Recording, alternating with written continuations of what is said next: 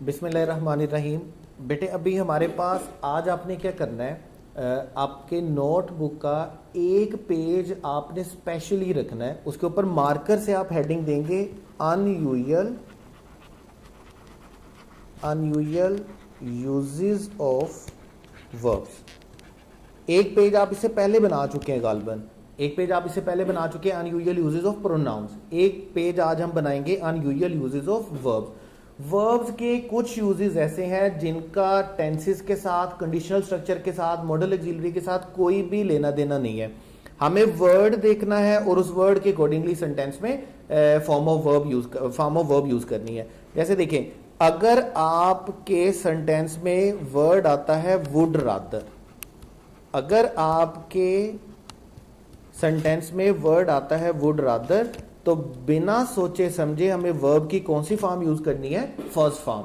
ये जितने यूजेज भी हम लिखेंगे ये एक पेज बनेगा बजाय, लेकिन ये एक पेज नहीं, हर यूज अपने आप में एक पूरा रूल है। लाइक अभी अगर इसको मैं rule number 1, rule number 2, rule number 3 लिख के प्रेजेंट करूं तो गालबन ये 12, 15, 20, 25 रूल बन जाएंगे। मैं 12, 15, 20, 25 रूल को एक पेज पे लिख रहा हूं ताकि आपके लिए याद रखना आसान हो, आपके लिए नोट करना आसान हो, रिवीजन आसान हो, जो सबसे जरूरी है। ठीक है, क्योंकि एक बात याद रखिएगा, एमडी कैट के स्टूडेंट्स के लिए चीजों को तैयार करना, याद रखना उतना जरूरी नहीं है जितना कि रिवीजन। अब पेपर से एक दिन पहले अगर आप सोचेंगे कि मुझे सारे पार्ट्स ऑफ स्पीच को रिवाइज करना है, तो आपके पास इतना स्मार्ट वर्क होना चाहिए कि आप 1-2 घंटे में इंग्लिश की सारी रिवीजन कर सके।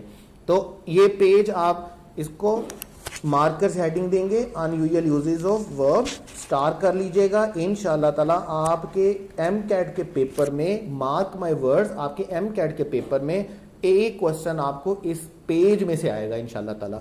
अभी अगर आपका सेंटेंस में वुड रादर होगा तो वर्ब की फर्स्ट फॉर्म यूज होगी, लेकिन अगर आपके सेंटेंस में वुड रादर डैड होगा, ठीक है, अगर वुड रादर है तो वर्ब की फर्स्ट फॉर्म है, लेकिन अगर वुड रादर डैट है तो फिर आपके पास कौन सी फॉर्म आएगी? Second form. फिर आप फर्स्ट फॉर्म यूज नहीं करेंगे डैट की वजह से।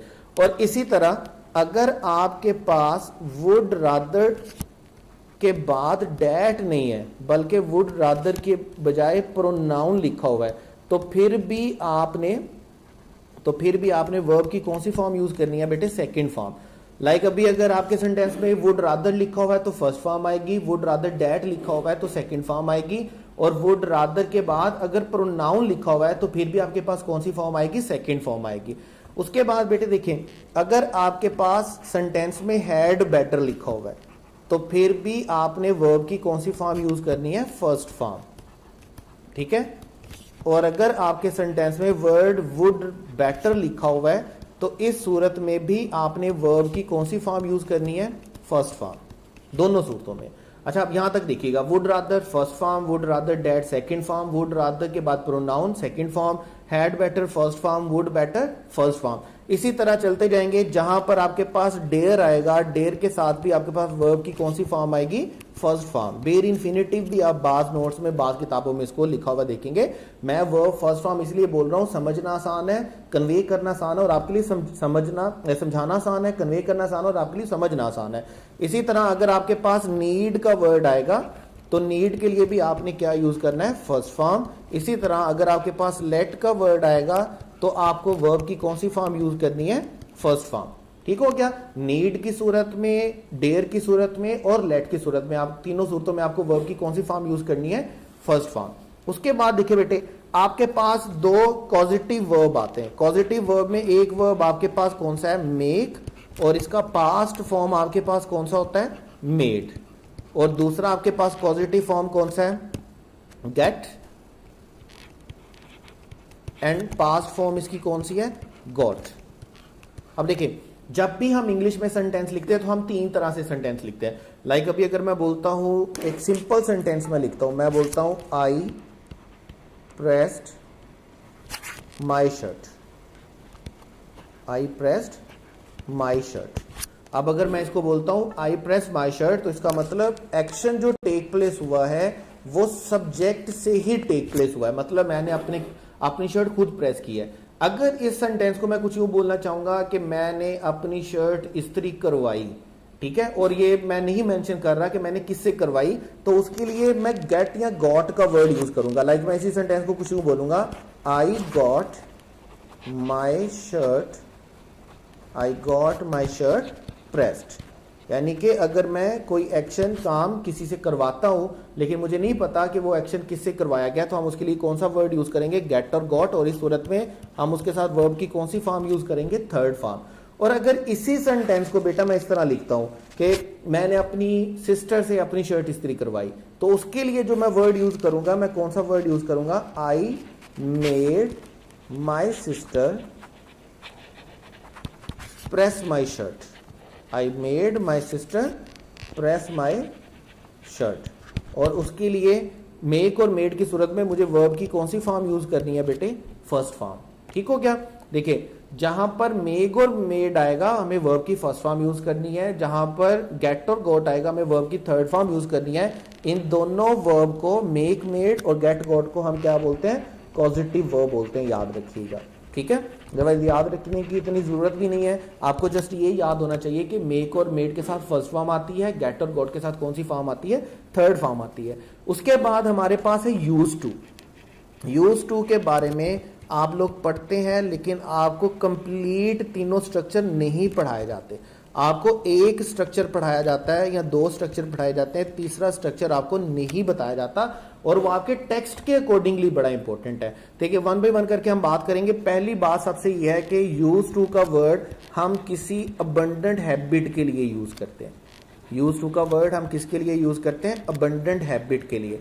लाइक ऐसा कोई काम जो हमारी आदत थी, ऐसा कोई काम जो हमारी रूटीन थी, अगर तो वो आज तक हमारी आदत है, आज तक हमारी रूटीन है, तो डेफिनेटली हम उसको किस में ट्रांसलेट करेंगे, प्रेजेंट इंडेफिनिट में। उसकी वजह यह है कि रूटीन, यूनिवर्सल ट्रूथ और पंक्चुअलिटी के लिए हम प्रेजेंट इंडेफिनिट को अपना टूल बनाते हैं। लेकिन अगर वो मेरी आदत थी और मैंने इसको छोड़ दिया, अगर कोई एक्शन मेरी आदत थी, मेरी रूटीन थी, लेकिन मैंने इसको खत्म कर दिया, बंद कर दिया, तो उसके लिए मैं यूज टू यूज करूंगा। लाइक अगर मैं बोलता हूं मैं अखबार पढ़ता हूं, तो मैं बोलूंगा आई रीड न्यूज़पेपर। और अगर मैं बोल दूं कि मैं अखबार पढ़ा करता था, तो फिर मैं क्या बोलूंगा, आई यूज टू रीड न्यूज़पेपर। ठीक है, मतलब मैं कुरान की तिलावत किया करता था, I use to recite the holy Quran.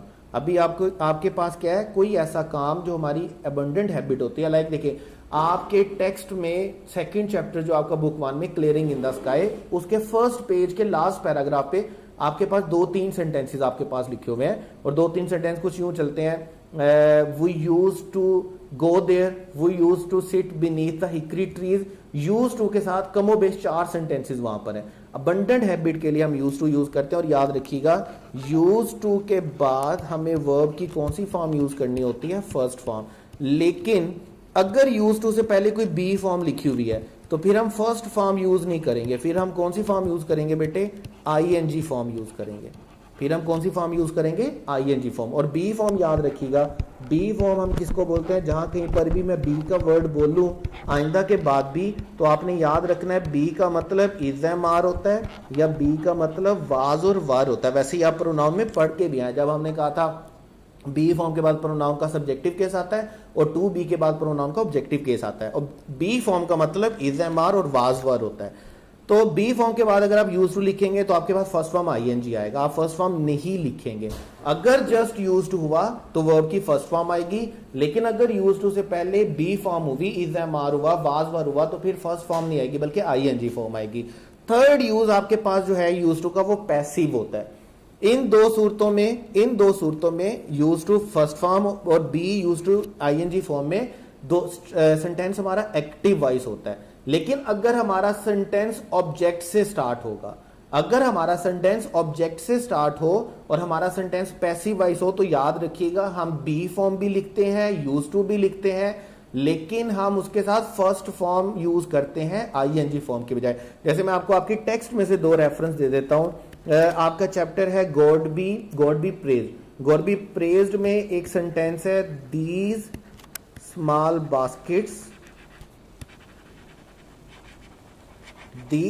Baskets were used to.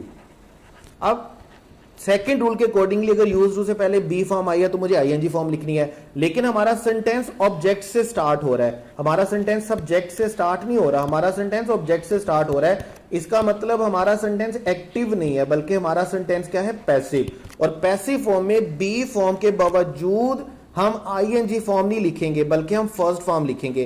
The small baskets were used to collect the morsels. एक और एग्जांपल आपको दे देता हूं आपके टेक्स्ट में से ही, अलेक्जेंडर फ्लेमिंग या लॉइस पास्चर में एक सेंटेंस है, आयोडीन was used to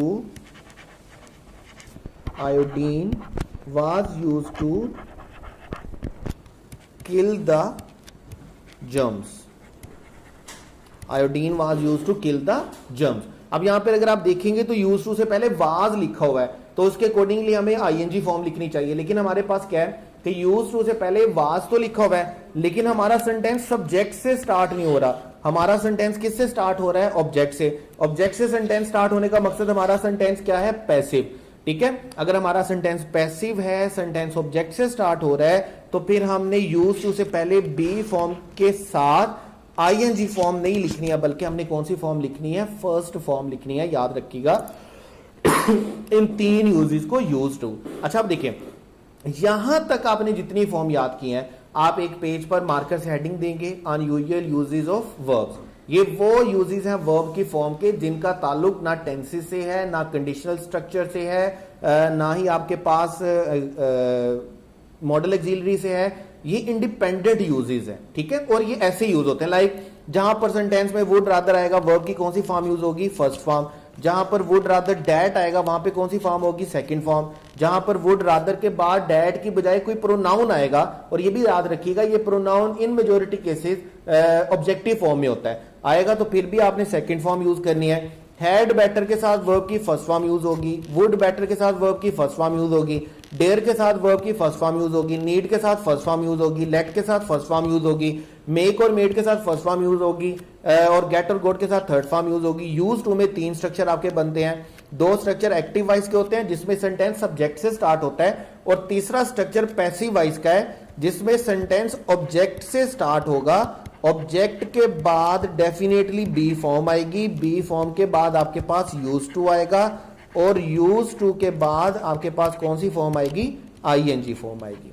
ठीक हो गया, यूज टू के बाद आपके पास कौन सी फॉर्म आएगी, आईएनजी फॉर्म आएगी। तो आपने इस पेज को बड़े अच्छे तरीके से नोट करना है, बड़े अच्छे तरीके से लिखना है।